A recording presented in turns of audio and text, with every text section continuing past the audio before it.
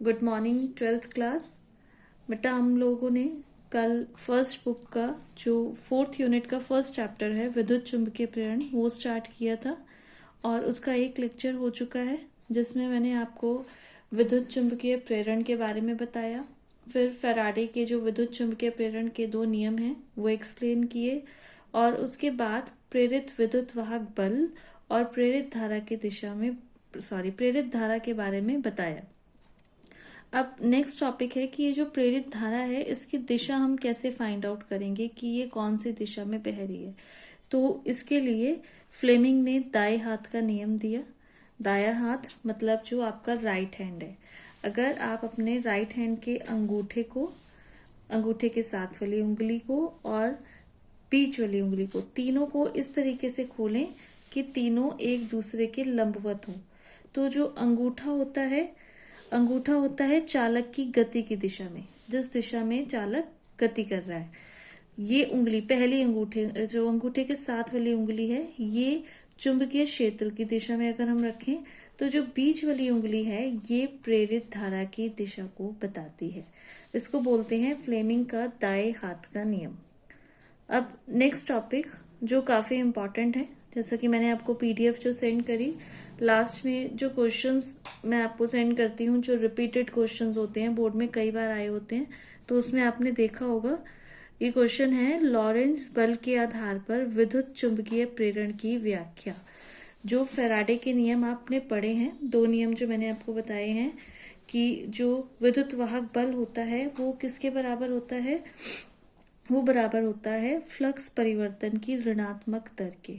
और दूसरा नियम क्या कहता है, दूसरा नियम ये कहता है कि प्रेरित धारा की दिशा सदैव ऐसी होती है कि वो उस कारण का विरोध करती है जिसके कारण वो उत्पन्न होती है। तो ये फैराडे के जो नियम हैं इनकी उत्पत्ति हमने करनी है लॉरेंज बल के आधार पर।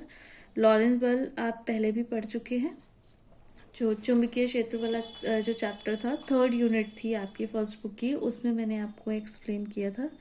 तो इसके लिए सबसे पहले हम ये एक जो फैराडे के जो नियम थे इसके लिए जो लॉरेंज बल के आधार पर व्याख्या की गई थी उसको स्टडी करते हैं। तो इसमें क्या है, इसमें एक यू के आकार का स्थिर चालक है, मतलब ये कांस्टेंट है, और इसमें एक ये जो जे के है ये चालक छड़ जो है ये मूव कर रही है। ये मतलब किसी चालक मटेरियल की, यानी कि जो कंडक्टर्स होते हैं जैसे कि धातुएं कंडक्टर्स होती हैं, तो किसी ऐसे मटेरियल की, जैसे आप तार ही समझ सकते हैं, एक तार समझ लीजिए इसे। तो ये एक ऐसे मटेरियल की ये जो जेके है ये तार है और इसको दाई ओर मतलब राइट साइड वी वेग से चलाया जा रहा है। और ये जो यू चालक है जो कांस्टेंट है, ये चालक चुंबकीय क्षेत्र में है, एक समान चुंबकीय क्षेत्र में है। और जो चुंबकीय क्षेत्र है वो कैसा है, कागज के तल के लंबवत और नीचे की ओर है। मतलब ये कागज है, सपोज कागज के तल का लंबवत, अगर ये कागज है तो इसके तल का लंबवत आप इस तरीके से समझ लीजिए, जैसे ये मेरी उंगली, और जो चुंबकीय क्षेत्र है वो नीचे की तरफ है। ठीक है। तो अब क्योंकि ये चालक छड़ जो है, ये वाली छड़ जो गतिमान है, गति कर सकती है, तो इसकी गति के कारण जो गति करते हैं वो किसकी वजह से गति करते हैं, चालकों में क्या होता है, कंडक्टर्स में मैंने आपको बताया था सेकंड बुक की जो लास्ट यूनिट है उसमें हमने पढ़ा कि कंडक्टर्स किसकी वजह से गति करते हैं, उनमें मुक्त इलेक्ट्रॉन्स होते हैं, फ्री इलेक्ट्रॉन्स होते हैं। तो इसके अंदर जो फ्री इलेक्ट्रॉन्स हैं उन फ्री इलेक्ट्रॉन्स पर कौन सा बल कार्य करता है, क्योंकि ये जो छड़ है जो मूव कर रही है ये चुंबकीय क्षेत्र में रखी हुई है, तो इसलिए इसके ऊपर लॉरेंज बल Fm कार्य करेगा। और उस लॉरेंज बल का मान क्या होता है, Fm is equal to QVB, जो क्या करता है, जो इस छड़ के अंदर फ्री इलेक्ट्रॉन्स हैं उन इलेक्ट्रॉन्स को J से K की ओर लेकर जाता है। और J से K इस तरीके से नहीं नीचे की तरफ आएंगे, वो किस तरीके से आएंगे, वो आएंगे JKONJ, इस तरीके से इलेक्ट्रॉन्स मूव करेंगे। क्यों मूव करेंगे, क्योंकि ये जो चालक छड़ है ये कहाँ रखी गई है, ये रखी गई है एक समान चुंबकीय क्षेत्र वाले चालक, स्थिर चालक के अंदर। ये छड़ मूव कर रही है और इस छड़ में, क्योंकि ये चालक छड़ है मतलब ये किसी कंडक्टर की बनी हुई है, इसलिए इसमें फ्री इलेक्ट्रॉन्स हैं जिस पर लॉरेंस बल कार्य कर रहा है। और उस बल की वजह से जो इलेक्ट्रॉन्स हैं वो क्या करेंगे, वो गति करेंगे और किस तरीके से चलेंगे, जे यहाँ से ऐसे आएंगे, फिर इस तरीके से, फिर इस तरीके से और फिर इस तरीके से। अब क्योंकि इलेक्ट्रॉन्स मूव कर रहे हैं इसीलिए यहाँ पर इस परिपथ में धारा भी बहने लग जाएगी। आपको पता है जो धारा होती है उसके बहने की दिशा क्या होती है, इलेक्ट्रॉन्स के चलने के विपरीत दिशा में। इलेक्ट्रॉन्स कैसे मूव कर रहे हैं, JKONJ, इस तरीके से मूव कर रहे हैं ना। तो जो धारा बहेगी वो कैसे बहेगी, ऐसे उल्टे डायरेक्शन में, JNOKJ, इस तरीके से धारा बहने लग जाएगी। और धारा बहेगी कब तक, जब तक हम ये जो छड़ है इसको चलाते रहेंगे। छड़ चलेगी, इलेक्ट्रॉन्स मूव करेंगे, इलेक्ट्रॉन्स मूव करने से धारा भी बहने लग जाएगी। इट मीन्स ये जो छड़ है, गतिमान जो छड़ है, इसमें क्या प्रेरित हो जाएगा, एक विद्युत वाहक बल प्रेरित हो जाएगा। और वो विद्युत वाहक बल क्या कर रहा है, वो ही इसमें एक धारा को प्रेरित कर रहा है। तो उस धारा को हम क्या कहेंगे, प्रेरित धारा, क्योंकि जो प्रेरित विद्युत वाहक बल है वही धारा को बना के रख रहा है, तो इसलिए उस धारा को हम कहेंगे प्रेरित धारा। अब ये जो विद्युत वाहक बल उत्पन्न हुआ इस छड़ में, वो किस लिए उत्पन्न हुआ, क्योंकि ये छड़ गति कर रही है, ये गतिमान है, इसलिए विद्युत वाहक बल उत्पन्न हुआ। इसलिए जो विद्युत वाहक बल उत्पन्न होगा उसको कहा जाएगा गतिक विद्युत वाहक बल, मोशनल इलेक्ट्रोमैग्नेटिक फोर्स, क्योंकि छड़ की गति के कारण ही वो मैग्नेटिक फोर्स उत्पन्न हुआ। तो अब जो विद्युत वाहक बल या प्रेरित धारा है, जो वो किस वजह से उत्पन्न हुई है, वो इस छड़ पर, इस छड़ के अंदर जो फ्री इलेक्ट्रॉन्स हैं उसमें जो लॉरेंस बल लग रहा है उसके कारण वो उत्पन्न हुई है। अब ये छड़ धीरे धीरे मूव कर रही है इस तरफ, क्योंकि चल रही है तो इस तरफ ये मूव कर रही है। तो मूव करने से जो चुंबकीय फ्लक्स है, वो चुंबकीय फ्लक्स भी क्या होता जा रहा है, बढ़ता जा रहा है। चुंबकीय फ्लक्स क्या होता है, प्रति एकांक क्षेत्रफल में से गुजरने वाली चुंबकीय रेखाओं की संख्या को हम क्या कहते हैं, चुंबकीय फ्लक्स। जब एरिया बढ़ेगा तो चुंबकीय फ्लक्स भी क्या होता जाएगा, परिवर्तित होता जाएगा, जिससे धारा जो है वो क्या होती जाएगी, इसमें धारा उत्पन्न होती जाएगी। अब हम ये मानते हैं कि ये जो JK छड़ है, सपोज इसमें जो विद्युत वाहक बल है वो है E। अभी हमें पता चला कि यहाँ पर विद्युत वाहक बल उत्पन्न हुआ और साथ में एक धारा भी उत्पन्न हुई। तो हमने ये माना कि जो छड़ JK है उसमें विद्युत वाहक बल है E और साथ में जो इसमें धारा है वो है I। अब जब कोई धारावाही चालक, मतलब जिसमें धारा बह रही है, वो चालक जब किसी चुंबकीय क्षेत्र में रखा होता है तो उस पर एक बल F कार्य करने लग जाता है। उस F का मान भी आपने 3rd चैप्टर में पढ़ा हुआ है। F डैश हम ये मान लेते हैं, F dash is equal to IBL।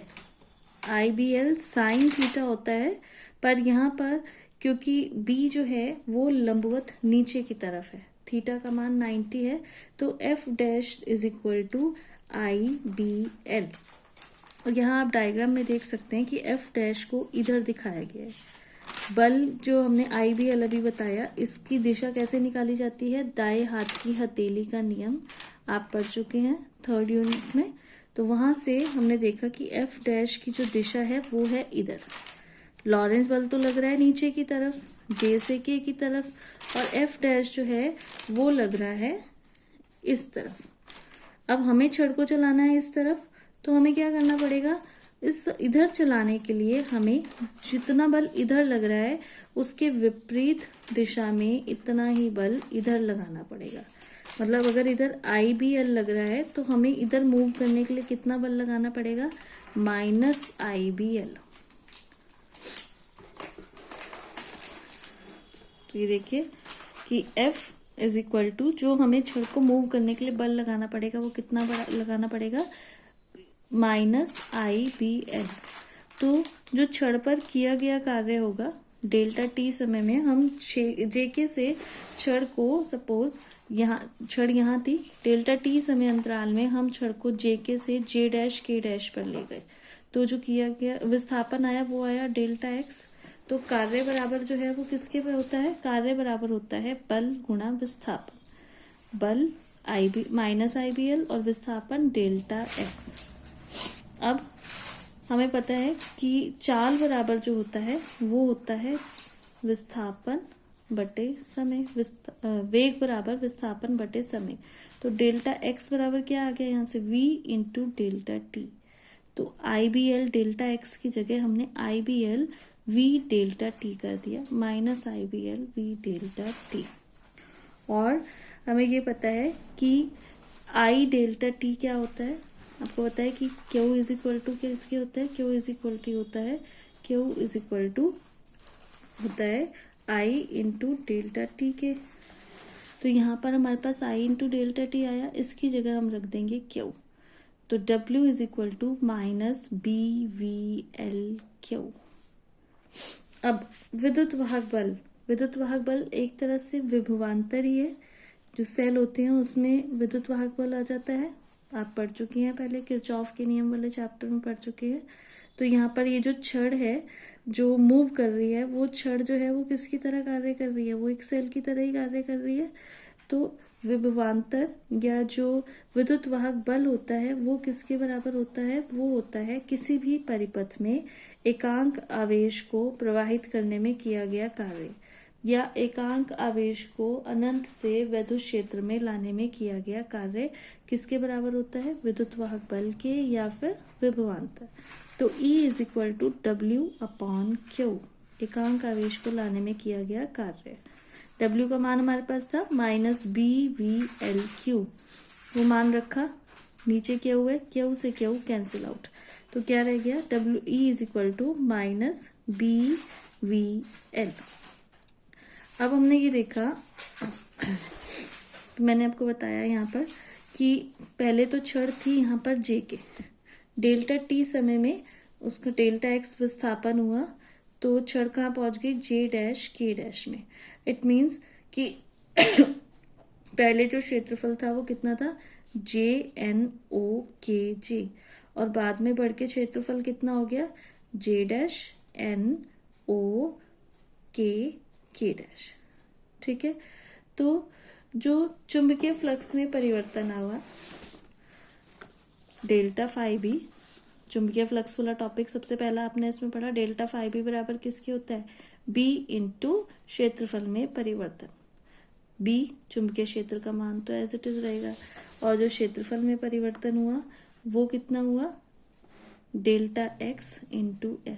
छड़ की लंबाई L है और विस्थापन हुआ डेल्टा एक्स, तो B into delta X upon delta L, ये मान आया डेल्टा फाई बी का, चुंबकीय फ्लक्स में परिवर्तन।